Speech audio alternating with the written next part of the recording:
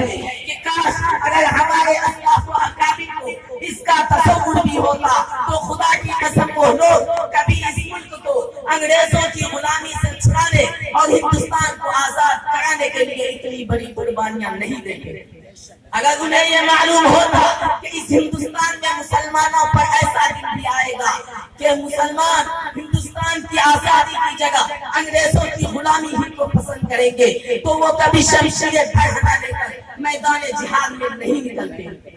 جن مسلمانوں نے تحریک آزادی میں اپنی لہو سے مادر وطن کی پیاس بجھائی اور پھانسی کے پھندوں پر آزادی کا نعرہ بلند کیا، جن مسلم حکمرانوں نے اپنی 700 سالہ تاریخ میں ہندوستان کو دولت و ثروت سے مالا مال کر دیا تھا، اس کو سونے کا چڑیا بنا دیا تھا، ہندو مسلم یکتا کا چراغ روشن کیا تھا، آج انہیں غدار کہا جا رہا ہے، دیش کا دشمن بتایا جا رہا ہے۔ انہیں کیا معلوم کہ جس ہندوستان کی آزادی کے لیے بالا کوٹ کی پہاڑی پر سید احمد شہید رحمت اللہ علیہ اور شاہ اسماعیل رحمت اللہ علیہ نے جان دی ہے، انہیں کیا معلوم کہ جس ہندوستان کی آزادی کے لیے شاملی کے میدان میں علماء دیوبند توپوں کا نشانہ بنے ہیں، انہیں کیا معلوم کہ جس ہندوستان کی آزادی کے لیے 1957 میں 51,000 علماء شہید کیے گئے ہیں، انہیں کیا معلوم کہ جس ہندوستان کی آزادی کے لیے دہلی میں چاندنی چوک سے لے کر خیبر تک کی درختوں پر علماء کی گردنیں لٹکائی گئی ہے، انہیں کیا معلوم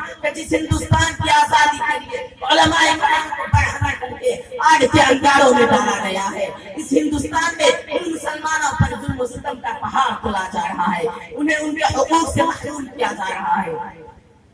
برادران ملت، یہ مسلمانوں ہی کا احسان ہے کہ انہوں نے اس دیش کو قطب مینار کی بلندی دی، جامع مسجد کی پاکیزگی اور تاج محل کی خوبصورتی عطا کی،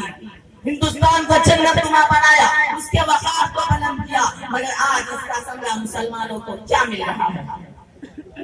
شیخ الہند حضرت مولانا محمود الحسن دیوبندی رحمت اللہ علیہ، شیخ الاسلام حضرت مولانا حسین احمد مدنی رحمت اللہ علیہ، امام الہند حضرت مولانا ابوالکلام آزاد رحمت اللہ علیہ، مجاہد ملت حضرت مولانا حفظ الرحمان سیوہادی رحمت اللہ علیہ کی قربانیوں کا یہی ثمرہ ہے، محمد علی جوہر کی قربانیوں کا یہی ثمرہ ہے، عبداللہ الحمید کی جانبازی کا یہی ثمرہ ہے، ہزاروں علماء کی جد و جہد کا یہی ثمرہ ہے، شہید اشفاق اللہ خان کی قربانیوں کا یہی ثمرہ ہے۔ ملت اسلامیہ کے قیوم فرزندوں، آج مٹھی پر فرقہ پرست طاقتیں تمہارے دین کو ختم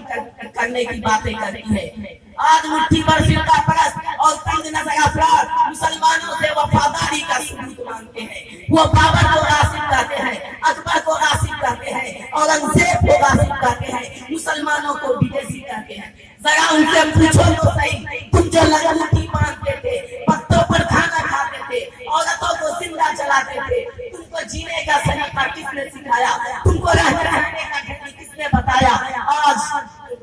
اس ہندوستان میں ملک کے غاصب اور غدار تو تم ہو کہ تم نے کبھی وطن کے واسطے ایک قطرہ خون بھی بہایا ہے۔ آج تم کو مندر کی فکر ہے، مسجد سے نفرت ہے، یہی وہ مسجد ہے جن کی بدولت تاریخ نے تم کو جانا ہے، یہی وہ مسلمان ہیں جن کی وجہ سے تم مشہور ہو۔ تم ہندوستان کے دوست کب بن گئے؟ اگر تم تو گاندھی کے قاتل ہو، ہندوستان میں اتحاد و اتفاق کے گھر میں آگ لگانے والے ہو۔ آج ہندوستان میں تاریخ، مسلمانوں کی تاریخ کو مٹانے کی ناکام کوشش کی جا رہی ہے، اور ستم بالائے ستم ہم سے یہ سوال کیا جا رہا ہے کہ تم نے ہندوستان کو کیا دیا؟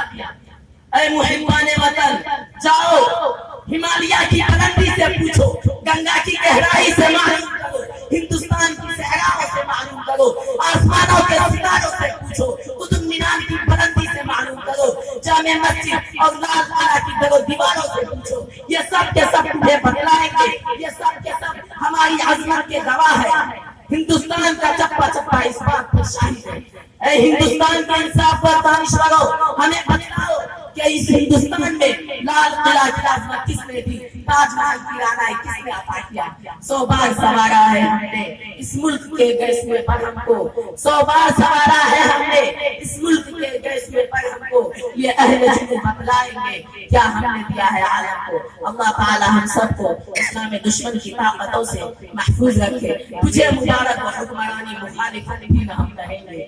تجھے مبارک و حکمرانی، مخالفت بھی نہ ہم کریں گے، اگر شریعت کے ہاتھ ڈال وآخر دعوانا ماشاءاللہ اس کاروان بزم کے مزین افراد